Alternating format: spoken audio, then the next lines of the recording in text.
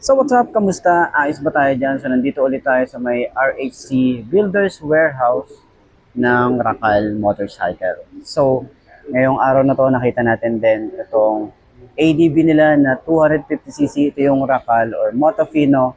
Rakal Motofino 250 ADV XRE. Ang haba, di ba? Tama ba ako? XRE. Ang haba nung pangalan nito. Pero ayan, available po sila rito ng isang unit. Okay, so sa lahat ng mga gustong kumuha ng ganitong motorcycle, pwede nyo akong i-PM. So tara, samahan nyo ako. Alamin natin yung presyo at specification kung sulit nga bang bilhin ngayon 2026. Bagong taon, bagong motor. Tara, buka ka na natin. Ayos na ayos yan.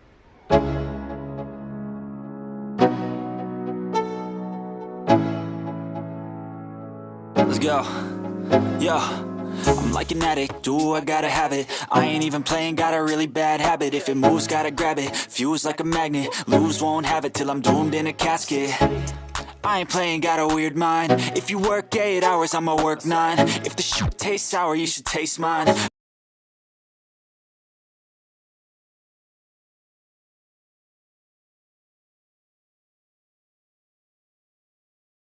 So yun ang mga best, no, sa lahat ng mga nagtatanong, magkano nga ba ang ganitong motorcycle? Ito ay nagkakahalaga ng 98,000 kapag kinuha nyo ng cash. At syempre available sila sa installment. Ilalagay ko sa screen nyo para at least meron tayong reference kapag kumuha tayo ng hulugan. So sa tingin nyo, sulit nga ba ang presyo niya? Comment nyo naman yan. At para dun sa lahat ng mga nakagamit na ng ganitong motorcycle, baka pwede nyo i-share dyan sa comment section. Ano nga ba yung mga naging experience nyo sa motorcycle na to? Ayos na ayos yan. I'ma stay in power for a long time. Get up, nah, I ain't a quitter. Toss me the ball, I'm a really big hitter. Big picture, I'm a straight killer. Rising the song to the highest bidder. Got juice, got gas, I'ma move fast. New shoes, new tracks, like who's that? I'm new, come back, better than last. Yeah, it's a new me, never gonna look back. Never gonna look back. Cause damn, I was built to last. You move slow and I move fast. And that's facts. Only I can make a change. Slowly take a step today. I will never be the same. Cause that's what it takes.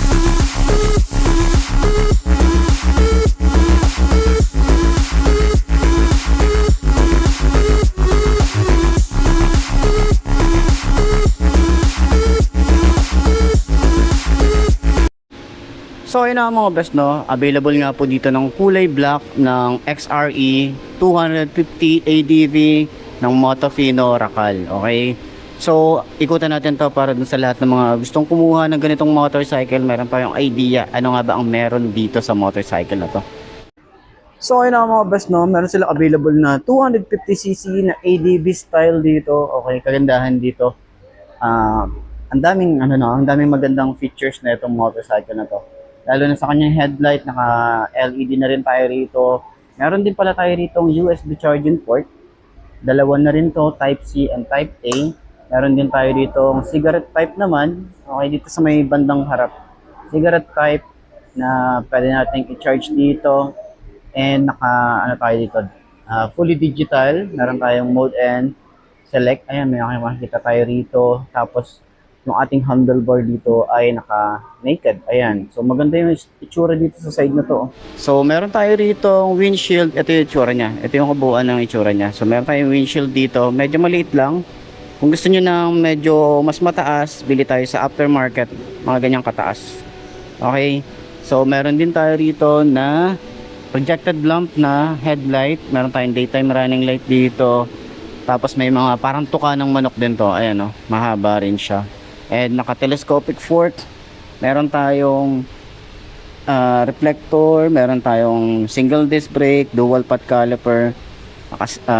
Naka-wide spoke na rin tayo rito.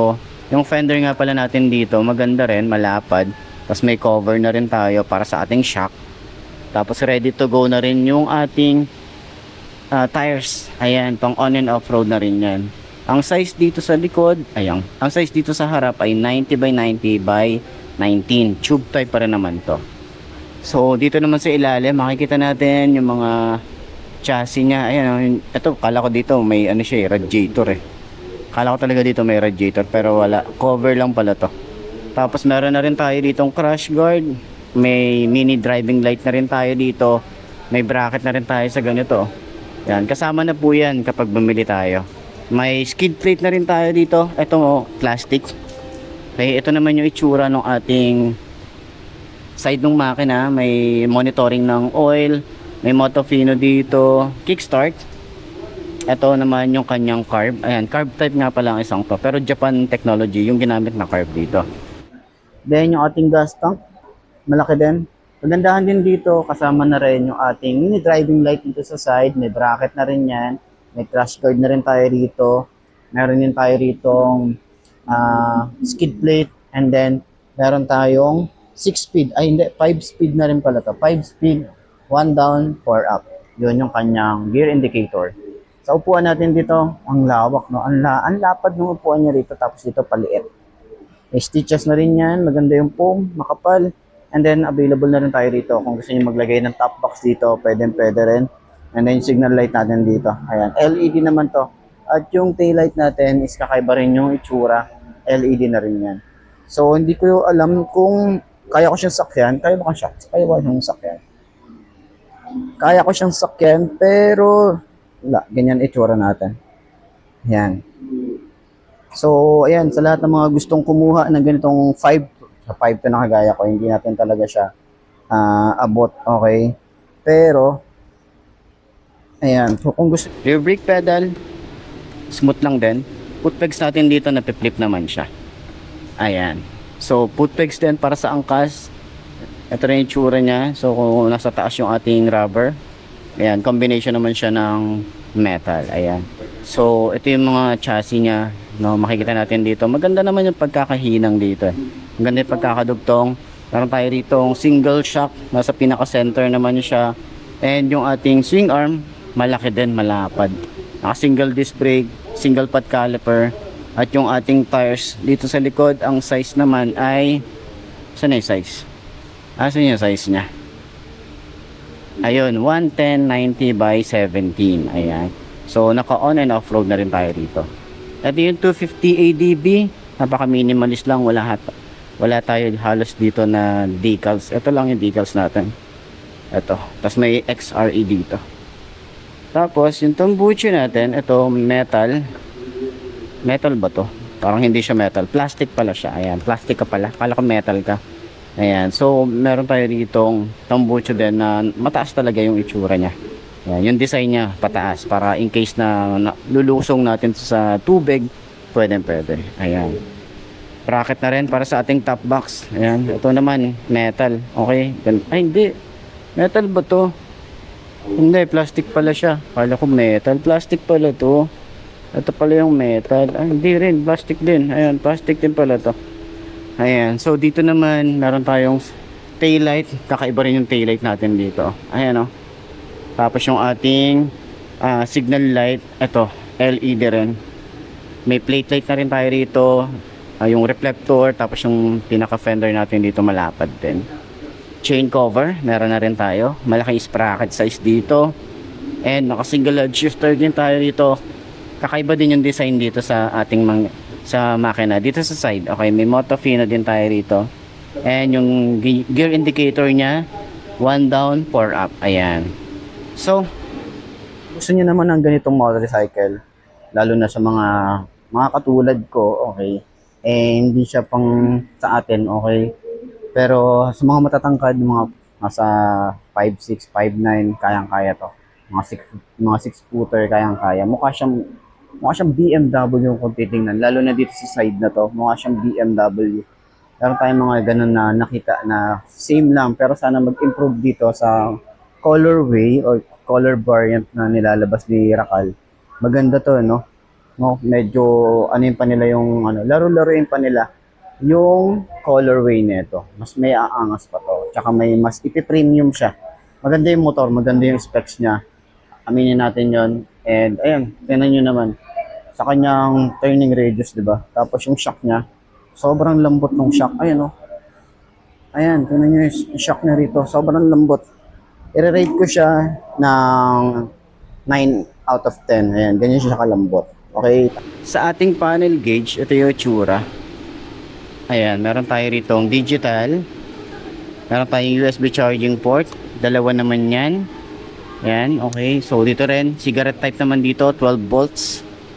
Ito yung ating ignition, simpleng-simple lang. Yung ating handlebar. Okay, naka-upright position naman tayo rito. Ito yung sinasabi ko na parang BMW yung datingan niya. Itong pinaka-part na to, yung pinaka-POV natin dito. Ayan. Switches natin, meron tayong kill switch. Park light, headlight and off, electric starter, lever natin dito, malapad din. Smooth naman siya. Yung grip natin makapit. Throttle, malalim throttle natin. Ayan. Dito sa side, meron tayong flasher, high and low, busina, and then signal light. Ayan. Ito yung susi natin. Clutch, smooth lang. Meron tayong rubber dito. Okay. So, yung gas tank natin, ito yung tsura. Para tayong big bike na rin talaga tayo rito. Ayan. Maganda rin. Tapos yung pinaka-design dito, ganda rin, di ba? Yun yung nakikita ko dito parang BMW or parang mga CF moto yung datingan niya. So, tapos may mga crash card na rin tayo rito na pag binili mo sa labas, mahal din yan. Sa halagang 200 na, no? Sa halagang 98,000, meron ka na ganitong 250cc na ADV style. Okay? So, sa tingin nyo, sulit nga bang bumili ng ganitong motorcycle ni Racal? Ito yung XRE 250cc ADV. So, comment nyo naman yan. At para sa lahat ng mga nakagamit na ng ganitong motor, share nyo naman yan sa comment section. Ano ba yung mga naging issue or naging experience nyo? Lapag nyo na yan. Okay? So, ayan. Sa tingin nyo, sulit nga ba bumili ng ganitong motorcycle? 250cc ADV XRE ng Motofino Racal. Okay? So, puntahan nyo na lang dito sa may Angat, Bulacan. Yung branch nila rito sa may warehouse. Available sila ng mga unit na ganito. So, sana nakatulong tong video na to sa mga naghahanap ng ganitong motor. Ayos na ayos yan. So ayun na mga best, no, ito na ba ang motor na babagi sa'yo? Kung ito na nga ay markahan mo na at mag-subscribe ka na sa aking YouTube channel. I-click mo na rin ang notification bell para updated ka sa lahat ng videos na upload natin. Dito araw-araw sila laging tatandaan, wala sa brand ng motor ang itatagal yan. Kundi na sa pag-aalaga mo yan, tatagal yan, ayos na ayos yan. So kita-kita na lang ulit tayo bukas. I'm Mark D. Ciao. Maraming salamat sa inyo. Babush. Haha.